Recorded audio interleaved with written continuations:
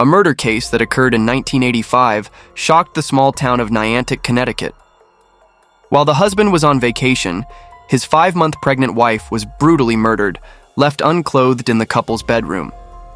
The killer meticulously planned the crime to mislead the forensic team and police investigators. Despite years of investigation, law enforcement could not identify the perpetrator. Although Dr. Henry Lee participated in the investigation, the case reached a dead end.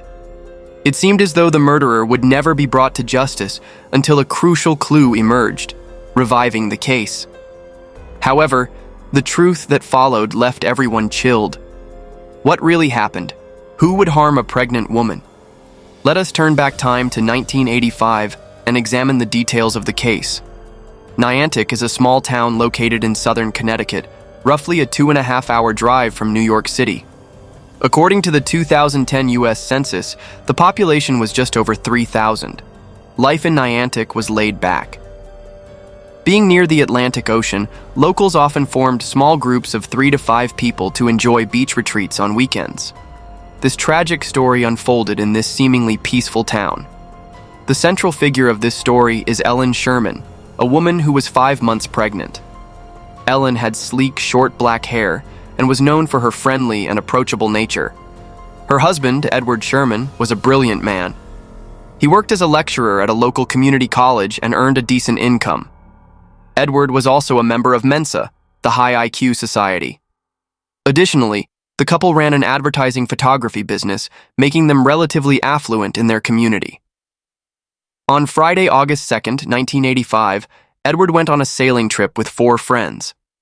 The following day, Edward remembered that the family's yacht docked at the marina might have been left with the lights on. Concerned, he called home to ask his wife to check. However, no one answered the phone. By August 4th, Edward grew increasingly worried after 2 days of failing to reach Ellen.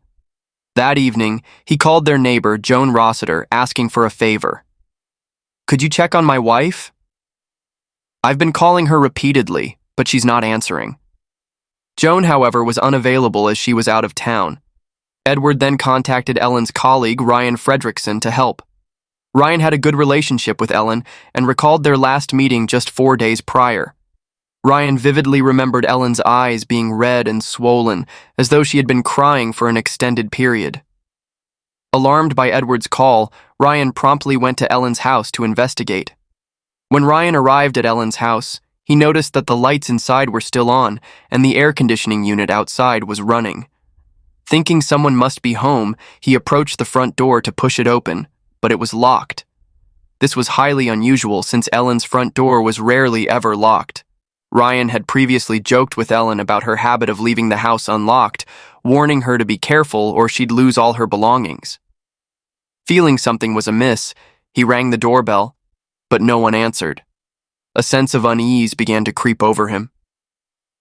Ryan then walked around the house, trying to peer through the windows to check if Ellen was inside. However, the living room curtains were tightly drawn, making it impossible to see anything. Growing increasingly concerned, he decided to enter the house by prying open a hallway window. Once inside, the family dog began barking incessantly. Ryan walked through the hallway and into the kitchen, where he noticed dog feces scattered across the floor, indicating the house hadn't been cleaned in days. At that moment, he had a terrible premonition. After not finding Ellen on the first floor, Ryan decided to head upstairs. He climbed the central staircase and knocked on the master bedroom door, but there was no response. He pushed the door open, and a blast of cold air mixed with a foul odor hit him. Once the shock passed, he was paralyzed by the sight on the bed, Ellen, completely unclothed, lying motionless. She was no longer alive, her body cold and lifeless. Overcome with shock, Ryan fled the house and immediately called the police. On the evening of August 4th, 1985, after receiving Ryan's report, the police promptly arrived at the scene. The murder occurred in Connecticut, where Dr. Henry Lee resided, just an hour's drive from the crime scene. Dr. Lee was called in to assist with the investigation. At the crime scene, the following clues were uncovered. Clue 1. No signs of forced entry. Police conducted a thorough inspection of Ellen's house. Apart from the window Ryan had pried open to enter, all doors and windows were intact with no signs of forced entry. This suggested that the perpetrator might have been someone Ellen knew and willingly let in, or someone who entered under the guise of performing a service, such as repairing plumbing or the air conditioning. Clue 2. Ellen was unclothed. Ellen was found lying on the bed, her pregnant belly visibly prominent, with no clothing on. There were 3 distinct red ligature marks around her neck, 2 of which were especially deep. Scattered on the floor near the bed were beads from Ellen's necklace. Additionally, a torn blue pair of panties, later confirmed to belong to Ellen, was found next to the bed, along with a white bra and another pair of white panties. Clue 3. No signs of a struggle. Aside from the ligature marks on Ellen's neck, there were no other injuries on her body. Police found no foreign fingerprints anywhere in the house. The room's arrangement and furnishings remained undisturbed, and nothing of value, neither money nor belongings, was missing. This ruled out robbery as a motive for the murder. Clue 4. Stains on the bedsheet. Dr. Lee identified several stains on the bedsheet, including semen, saliva, and other substances. Some of the semen stains appeared to have been partially cleaned, suggesting they may have been there for some time. However, DNA technology in 1985 was not advanced enough to determine the source of the stains. Clue 5. The murder weapon was the elastic band from the blue panties found at the scene. The marks on the victim's neck perfectly matched those on her waistline, both displaying jagged, Z-shaped indentations. After forensic testing, it was confirmed that the blue panties were the murder weapon used by the perpetrator to strangle Ellen. Clue 6. Skin fragments found. Small fragments of human skin were discovered beneath Ellen's fingernails. Apart from this, no other significant evidence was recovered at the scene. The police learned that neither Ellen nor Edward had a criminal record in the area, nor did they seem to have any known enemies. This largely ruled out revenge as a motive. Based on the crime scene evidence, investigators initially hypothesized that the motive for the murder might have been romantic. They speculated that after Edward left for his trip, Ellen might have invited a lover to her home.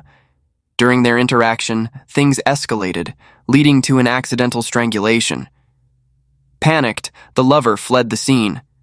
While this theory had some inconsistencies, the lack of foreign fingerprints at the scene puzzled investigators. Could the lover have erased all traces of their presence? Or perhaps no such lover had been involved at all? With no witnesses, limited physical evidence, and very few leads, the investigation faced significant hurdles. Based on standard investigative practices, when no clear leads emerge, police often begin their inquiry with those closest to the victim. When Ellen's body was discovered, police notified her husband, Edward, who was still enjoying his trip at sea. Law enforcement instructed him and his friends to bring their yacht to the nearest Coast Guard station. After a brief questioning session, Edward's 4 friends were quickly released, but he was detained for regular questioning. During the interrogation, investigators asked Edward about the skin fragments found under his wife's fingernails. He responded, "My wife scratched my back the other day.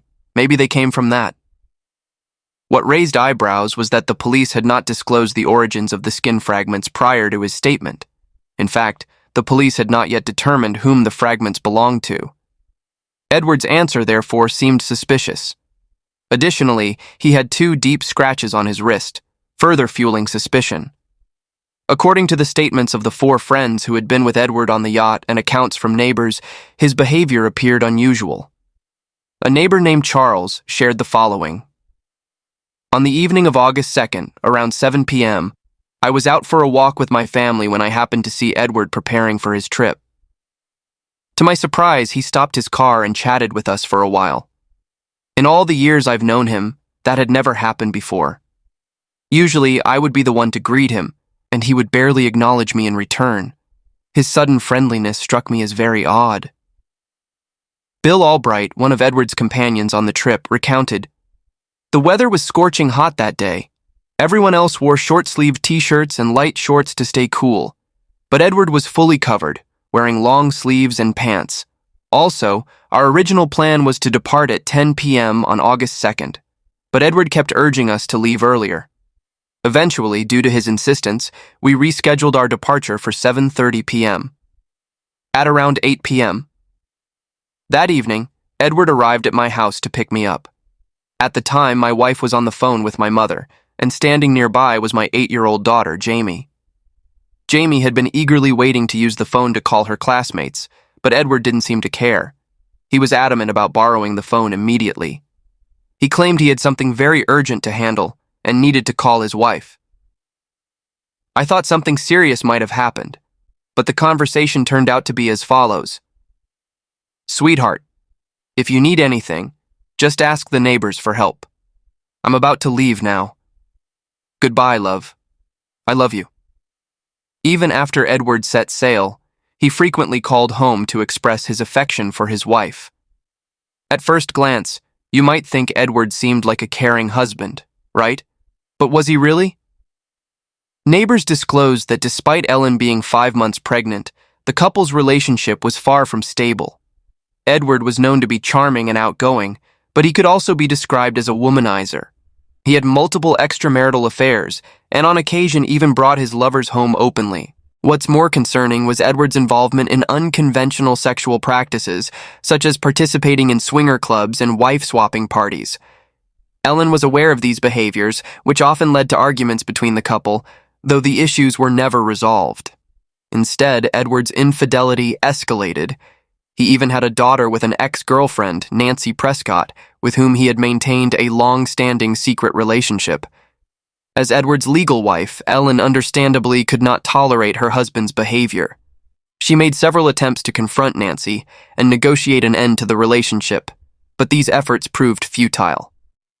Frustrated, Ellen devised a plan to have another child, hoping it might save her marriage. Eventually, she persuaded Edward, and she successfully became pregnant again. However, Ellen's belief that a child could tie Edward down was overly naive. A man with Edward's nature could hardly be bound by such a responsibility. During Ellen's pregnancy, Edward's behavior became even more reckless. He grew increasingly frustrated by the demands of juggling his time between his wife and his former lover.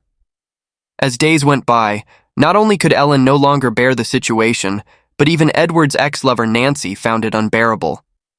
Ellen hoped that Edward would come to his senses and return to her and their children, so they could live a joyful and happy life.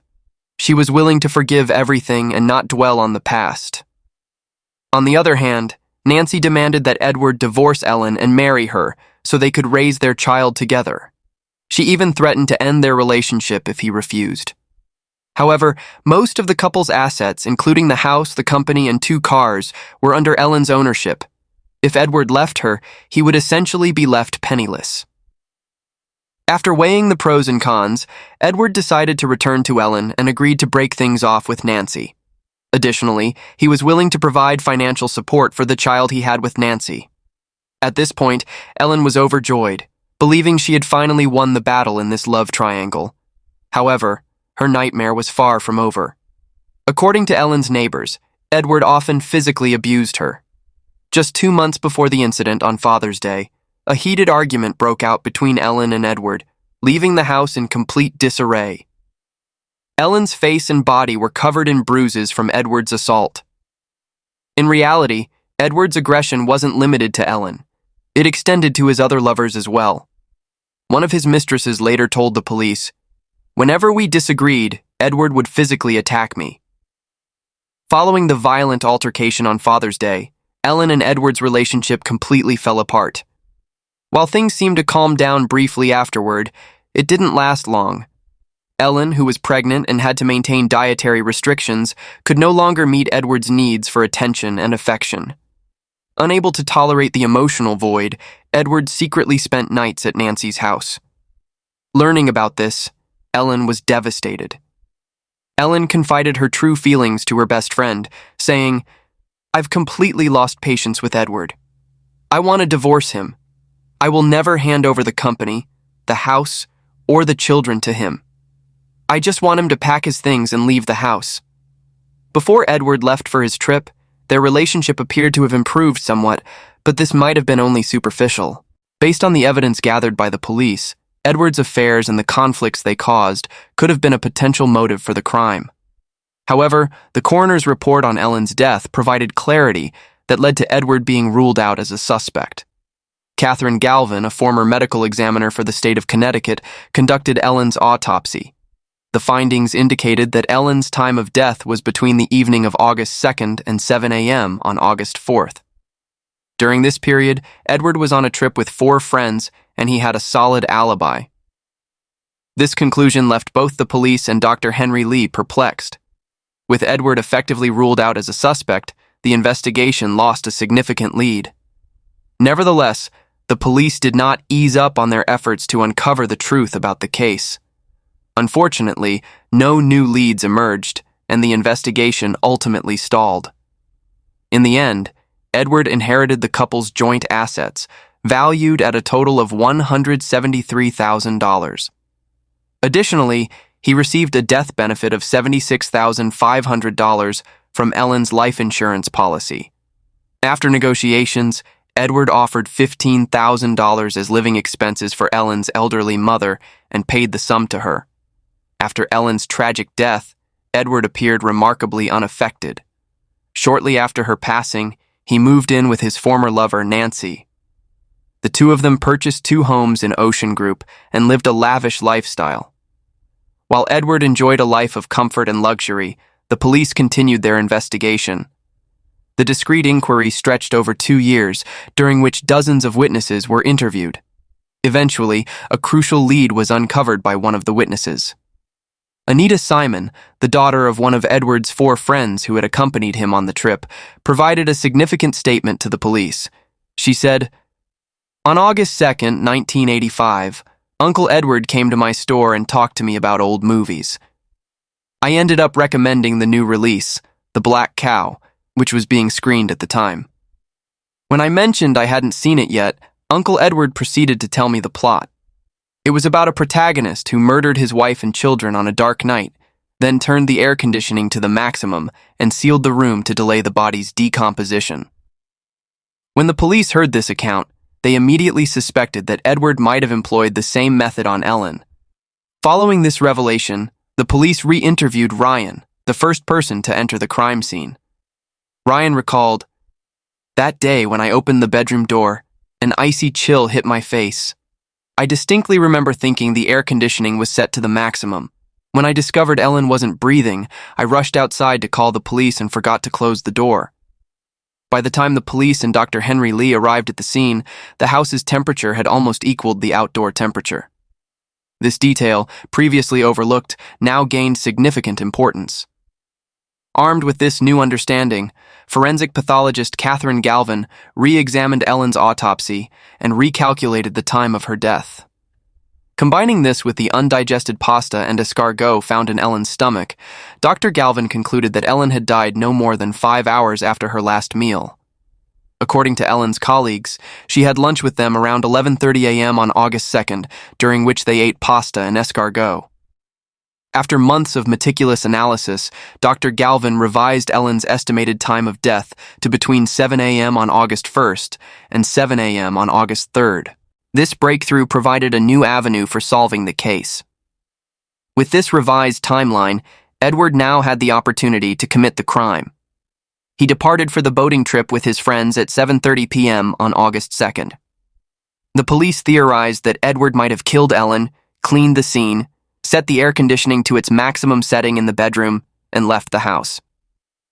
This would also explain his unusual behavior afterward, engaging in friendly conversations with neighbors, urging his companions to leave earlier than planned, and repeatedly calling his wife during the trip. These actions were likely calculated to create the illusion that Ellen was still alive, thus reinforcing his alibi. Edward believed that everything had gone according to his carefully crafted plan.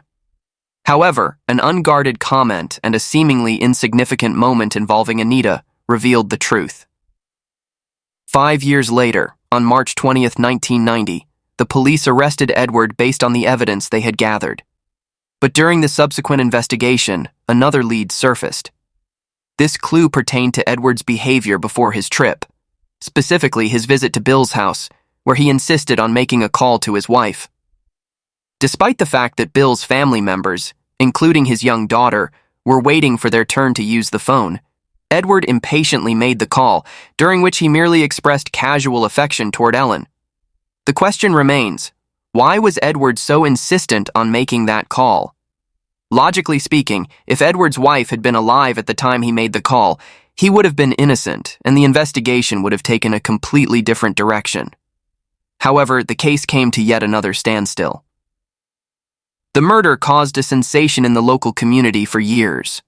After Edward was arrested, the case became the focus of media coverage and a familiar name in headlines. The emergence of Jamie Albright's testimony introduced a dramatic twist to the investigation. Jamie was the daughter of Edward's friend, Bill, and the same child who had been waiting her turn to use the phone on that day. When Edward impatiently interrupted to make a call to his wife, Jamie, then only 8 years old, became so upset that she ran to the next room. Curious, she picked up the extension to listen in on Edward's conversation. According to Jamie's testimony, she heard nothing on the line, only the beeping sound indicating that the call had not connected. In other words, Edward was speaking to no one. This revelation suggested that Edward's frequent calls to his wife during his trip were nothing more than a ruse to mislead those around him. Once the police learned this information, they saw an opportunity to break the case. They finally understood the extent of Edward's elaborate attempt to fabricate an alibi. Even with his high IQ, Edward could not escape the reach of justice. In June 1990, Edward's trial for the murder of his wife began. Because all the evidence was circumstantial, securing a conviction was no easy task. At this point, Dr. Henry Lee's expertise became critical. Dr. Lee reconstructed the crime scene and connected the circumstantial evidence to piece together the sequence of events leading to Ellen's death. First, Edward strangled Ellen with both hands while she was lying on the bed. During the struggle, Ellen fought back, scratching Edward's wrist with her fingernails. To create the illusion that Ellen had been assaulted, Edward tore her underwear and used its elastic waistband to strangle her further, leaving deep marks around her neck. He then discarded the torn underwear beside the bed. To further mislead investigators, Edward turned the air conditioning to its lowest setting, delaying the body's decomposition and altering the perceived time of death. To establish an alibi and escape as quickly as possible, Edward repeatedly urged his friends to depart earlier than planned. He then deliberately engaged in conversations with his neighbors at the door and pretended to call his wife while at Bill's house. Finally, he displayed excessive concern for his wife during the trip and later pretended to ask a friend to check on her at their home. Dr. Henry Lee spent 6 hours presenting all these details to the judge and jury. The court also gathered testimonies from dozens of witnesses, all of which confirmed the validity of Dr. Lee's conclusions. All the circumstantial evidence was meticulously connected into a coherent chain of proof. The trial officially began on November 4th, 1991. After a 7-week trial, the jury unanimously agreed that Edward was guilty of first-degree murder and sentenced him to 55 years in prison. By the time Edward was convicted, Ellen had been deceased for 6 years. Ellen's elderly and grieving mother experienced a whirlwind of emotions. She struggled to accept the harsh reality that her son-in-law had murdered her daughter. However, the one thing that gave her solace was knowing that justice had been served and the perpetrator had been punished by law. Despite his conviction, Edward continued to deny all responsibility for the crime. He suffered a fatal heart attack in prison during his 3rd year of incarceration. In reality, given the challenges of that era, the investigation faced numerous difficulties. Without the emergence of the 2 key witnesses, this case might have never been solved. Edward's friends often remarked on his exceptionally high IQ. He enjoyed flaunting his intelligence in front of others. Yet, as this case proves, there is no such thing as a high IQ criminal. The act of committing a crime is, in itself, a sign of intellectual and moral failure. Dear viewers, marriage is not just about sharing each other's joys and sorrows. It is also about mutual care and responsibility. For both Ellen and Nancy, their children will no longer grow up in a stable and healthy family environment. This will leave an unhealable scar on their lives. That concludes today's video. See you again in our next story. Goodbye.